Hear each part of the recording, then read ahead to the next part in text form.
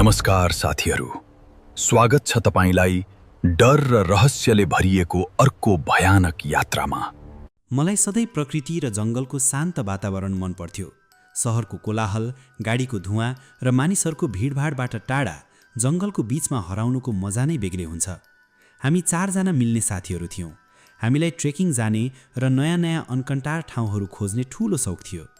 जब हामीले सुकेको जङ्गलको बीचमा रहेको एउटा पुरानो झरनाको बारेमा सुन्यौँ, हामीले त्यहाँ जाने योजना बनायौँ। त्यो जङ्गल एकदमै घना थियो र स्थानीय मानिसहरू त्यहाँ बिरलै मात्र जान्थे। उनीहरू भन्थे, त्यो जङ्गल हाम्रो होइन, त्यो जङ्गलका मालिकहरूको हो, त्यहाँको पात पनि नचलाउनु। तर हामी जवान थियौँ र हामीलाई यस्ता पुराना कुराहरू केवल अन्धविश्वास मात्र लाग्थ्यो। हामीले बिहानै आफ्नो यात्रा सुरु गर्यौँ। जङ्गलको बाटो एकदमै रोमाञ्चक थियो। चराहरूको चिरबिर आवाज, सुकेका पातहरू कुल्चिँदा आउने आवाज र रुखका छिद्रहरूबाट छिरिरहेको सूर्यको किरण, सबै कुरा एकदमै सुन्दर र शान्त थियो। तर जति जति हामी जङ्गलको गहिराईमा प्रवेश गर्दै थियौँ, त्यो सुन्दरता बिस्तारै एउटा अनौठो र डरलाग्दो शून्यतामा परिणत हुँदै गइरहेको थियो। दिउँसोको करिब 3 बजिसकेको थियो। जङ्गल यति घना भइसकेको थियो कि सूर्यको किरण भुइँसम्म आइपुग्न छोडिसकेको थियो। हामी बाटो बिराइसकेका थियौँ। हामीसँग भएको जीपीएसले पनि काम गर्न छोडिसकेको थियो। हामी 4 जना अलिकति आत्तिएका थियौँ, तर एकअर्कालाई ढाडस दिँदै अगाडि बढिरहेका थियौँ। बाटो खोज्दै जाँदा हामी एउटा सानो खुला चौर जस्तो ठाउँमा पुग्यौँ। त्यो चौरको ठिक बीचमा एउटा पुरानो र अनौठो आकारको थान थियो। त्यो इट्टा वा सिमेन्टले बनेको थिएन।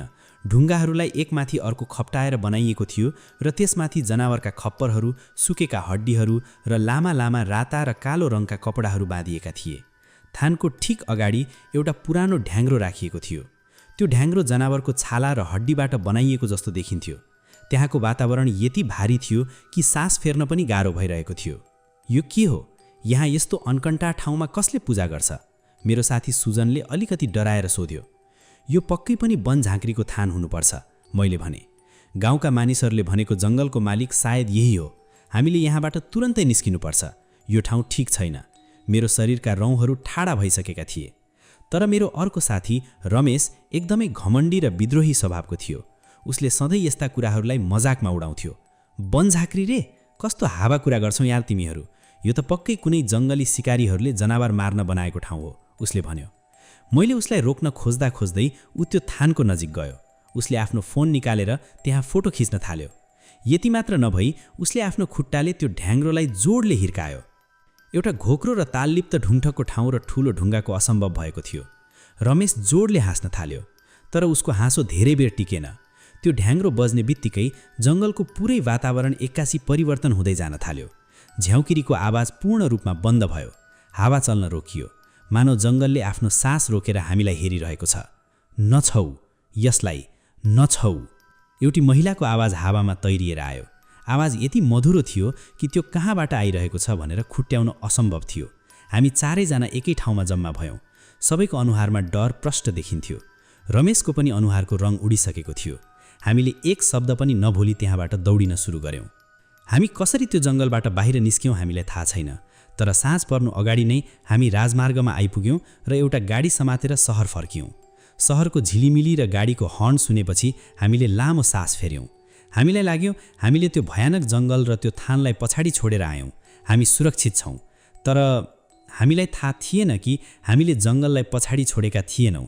हामीले त त्यो जङ्गलको त्यो श्रापलाई आफैसँग सहर लिएर आएका थियौँ।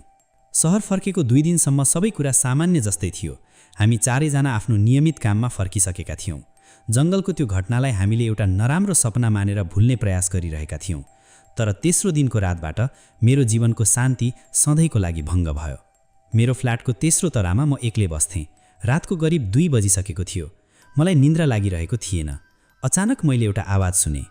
एउटा ढुङठकको आवाज। मैले त्यो ढनकको आवाज सुन्यो थियो, एकदमै सुस्त तर लगातार। त्यो आवाज मेरो घरको तल बाटोबाट आइरहेको जस्तो महसुस भयो। मैले झ्यालबाट बाहिर हेरेँ। सडक पूर्ण रूपमा सुनसान थियो। सडकका बत्तीहरू मधुमा बलिरहेका थिए।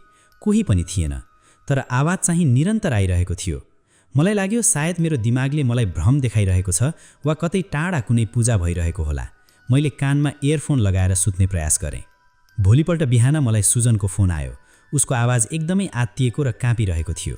तेन्जिङ, हिजो राति तैँले केही सुनिस्? ढ्याङ्ग्रो बजेको आवाज? त्यो आवाज मेरो झ्यालको ठिक बाहिरबाट आइरहेको थियो। मलाई लाग्छ त्यो वनझाँक्री हामीलाई खोज्दै सहर आइसकेछ। मेरो मुटुको धड्कन एक्कासी तेज भयो। यसको मतलब त्यो मेरो भ्रम मात्र थिएन। मैले तुरुन्तै रमेश र अर्को साथीलाई पनि फोन गरेँ। सबैको अवस्था उस्तै थियो। सबैले राति त्यही ढ्याङ्ग्रो आवाज सुनेका थिए। रमेश त झन् नराम्ररी डराएको थियो। उसले भन्यो कि उसले राति आवाज सुनेपछि झ्यालबाट बाहिर हेर्दा एउटा कालो र पुडको आकृति सडकको छेउमा उभिएर उसैको कोठातिर हेरिरहेको देखेको थियो। हामीले एउटा मन्दिरमा गएर पूजा गर्ने र क्षमा माग्ने निर्णय गर्यौं, तर त्यति बेलासम्म धेरै ढिलो भइसकेको थियो। त्यो रात भीषण पानी परिरहेको थियो। म ओछ्यानमा पल्टेर रमेशलाई मेसेज गर्दै थिएँ। उसले मेसेजमा लेख्यो, त्यो आवाज फेरि आउन थाल्यो। आज त्यो हिजोभन्दा धेरै नजिक छ। त्यो मेरो घरको भर्याङ उक्लिरहेको छ। मलाई बचाऊ। मैले उसलाई फोन गरेँ, तर उसले फोन उठाएन। मेसेजको रिप्लाई पनि आएन। त्यति बेला मेरो कोठाको तापक्रम अचानक घट्न थाल्यो। चिसो हावाको झोक्काले कोठाको पर्दा उडिरहेको थियो। मेरो घरको बाहिर पनि त्यो ढ्याङ्ग्रोको आवाज आउन थाल्यो। आज त्यो आवाज सडकबाट होइन, मेरो फ्ल्याटको ठिक बाहिरको प्यासेजबाट आइरहेको थियो। कोही नाङ्गो खुट्टाले बिस्तारै हिँड्दै र ढ्याङ्ग्रो बजाउँदै मेरो ढोकातिर बढिरहेको थियो। हामी आइसकेका छौँ। तिमीहरूले हाम्रो शान्ति भङ्ग गर्यौ। त्यो उही महिलाको आवाज थियो जुन हामीले जङ्गलमा सुनेका थियौँ। तर यसपटक त्यो आवाज मेरो कोठाको बन्द ढोकाको ठिक बाहिरबाट आइरहेको थियो। त्यो आवाज यति लथ्याउने र सम्मोहन गर्ने खालको थियो कि मेरो दिमागले काम गर्न छोडिसकेको थियो। त्यो आवाजले मलाई ढोका खोल्न र बाहिर आउन आदेश दिइरहेको थियो। म काँप्दै ओछ्यानबाट उठेँ। मेरा खुट्टाहरूले मेरो नियन्त्रण छोडिसकेका थिए। म ढोकातिर बढ्न थालेँ। मेरो हात ढोकाको चुकुलमा पुग्यो। ढोका नखोल, भित्रै बस। मेरो भित्री मनले चिच्याएर भनिरहेको थियो, तर मेरो शरीर त्यो ढ्याङ्ग्रोको ताल र त्यो फुसफुसाहटको वशमा परिसकेको थियो। मैले बिस्तारै चुकुल खोलेँ। मैले ढोकाको चुकुल खोलेँ र बिस्तारै ढोका तानेँ। प्यासेजको बत्ती निभिसकेको थियो। बाहिर घुप्प अन्धकार थियो। ढुङठक्को आवाज अचानक बन्द भयो। मैले प्यासेजमा यताउति हेरेँ। कोही थिएन। मैले लामो सास फेरेँ। मलाई लाग्यो सायद ढोका खोलेको देखेर त्यो कुरा भाग्यो। म ढोका बन्द गर्नै लागेको थिएँ। तर तिमीले बाहिर हेर्यौ, तर तल हेरेनौ। मेरो शरीरको सम्पूर्ण रगत जमेर बरफ भयो। आवाज मेरो ठिक अगाडि मेरो कम्मरको उचाइबाट आइरहेको थियो। मैले बिस्तारै आफ्नो आँखा तलतिर लगेँ। प्यासेजको भुइँमा एउटा भयानक आकृति उभिएको थियो। त्यो करिब 3 फिट मात्र अग्लो थियो। त्यसको पुरै शरीर लामो, कालो र जङ्गली रौँले ढाकिएको थियो। त्यसको हातमा त्यही पुरानो ढ्याङ्ग्रो थियो जुन रमेशले जङ्गलमा फुटाएको थियो। त्यसको अनुहार मानिसको जस्तो थिएन। त्यो कुहिएको जनावर जस्तो देखिन्थ्यो र त्यसका आँखाहरूबाट चम्किलो रगत जस्तो रातो प्रकाश निस्किरहेको थियो। त्यो साक्षात वनझाँक्री थियो। हाम्रो लोककथाहरूमा सुनिएको जङ्गलको क्रूर र हिंसक रक्षक। हाम्रो थान भत्काउनेको एउटै सजाय हो, रगत। त्यो नरम फुसफुसाउने महिलाको आवाज अचानक एउटा भयानक, कानै खाने र अमानवीय गर्जनमा बदलियो। त्यो महिलाको आवाज थिएन। त्यो त्यही वनझाँक्रीको आवाज थियो जसले हामीलाई फसाउन महिलाको स्वर निकालेको थियो। एउटा भयानक आक्रामक ढङ्गको ढुङठक, एकदमै छिटो र ठुलो। त्यसले आफ्नो ढ्याङ्ग्रोलाई पागल जसै बजाउन थाल्यो। त्यो आवाजले मेरो टाउको फुट्ला जस्तो भयो। त्यसले आफ्नो लामा र तीखा नङ्ग्राहरू भएको हात मेरोतिर बढायो। म चिच्याउँदै पछाडि हटेँ र जोडले ढोका बन्द गरेँ। मैले ढोकाको चुकुल लगाएँ र ढोकामा अडेस लागेर भुइँमा बसेँ। म रुँदै भगवानलाई पुकार्न थालेँ। बाहिरको ढ्याङ्ग्रोको आवाज र त्यसको गर्जनले पुरै घर थर्किरहेको थियो। म बाँच्छु, म घरभित्र छु, यो मेरो घर हो, त्यसले मलाई केही गर्न सक्दैन, म आफैलाई सम्झाउँदै थिएँ। केही बेरपछि बाहिरको त्यो सबै आवाज अचानक बन्द भयो। ढ्याङ्ग्रोको आवाज पनि हरायो। हावा चल्न पनि रोकियो। म बिस्तारै शान्त हुन थालेँ। मलाई लाग्यो ढोका बन्द भएकोले त्यो वनझाँक्री भित्र पस्न सकेन र हार मानेर फर्कियो। मैले लामो सास फेरेँ र आँखा खोलेर आफ्नो कोठातिर हेरेँ। तर जब मैले आफ्नो कोठालाई देखेँ, मेरो सास सधैँको लागि रोकियो। म मेरो फ्ल्याटमा थिइनँ। मेरो ओछ्यान, मेरो दराज, मेरो टिभी सबै गायब भइसकेका थिए। म जुन ढोकामा अडेस लागेर बसेको थिएँ त्यो मेरो कोठाको ढोका थिएन। त्यो एउटा पुरानो खिया लागेको फलामको ढोका थियो। मेरो वरपर घना जङ्गलका ठूला ठूला रुखहरू थिए। म त्यही कालो र सुनसान जङ्गलको बीचमा थिएँ र मेरो ठिक अगाडि त्यही भत्किएको वनझाँक्रीको थान थियो जसमा सुकेका हड्डीहरू र जनावरका खप्परहरू झुन्डिएका थिए। हामी कहिल्यै सहर फर्किएकै रहेनछौँ। त्यो सहर, त्यो घर, त्यो सुरक्षा सबै त्यो वनझाँक्रीले हाम्रो दिमागमा बनाएको एउटा भयानक भ्रम मात्र रहेछ।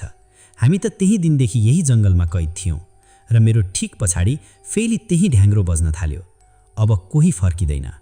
तपाईलाई यो वनझाँक्रीको कहाली लाग्दो कथा कस्तो लाग्यो? प्रकृतिको आफ्नै एउटा रहस्यमय संसार छ जसलाई चुनौती दिने भूल कहिल्यै गर्नु हुँदैन। यदि तपाईलाई यस्तै मुटु काम्ने रियल नेपाली हरर स्टोरिजहरू, नेपाली हरर स्टोरी सुन्न मनपर्छ भने कृपया हाम्रो च्यानललाई अहिले नै सब्स्क्राइब गर्न नबिर्सनुहोला। भिडियोलाई लाइक र साथीहरूसँग शेयर गरी हामीलाई हौसला दिनुहोला। नयाँ भिडियोको जानकारी पाउन तलको बेल आइकन पनि थिच्नुहोस्। अर्को डरलाग्दो कथाको साथ फेरि भेट्नेछौँ। शुभरात्रि।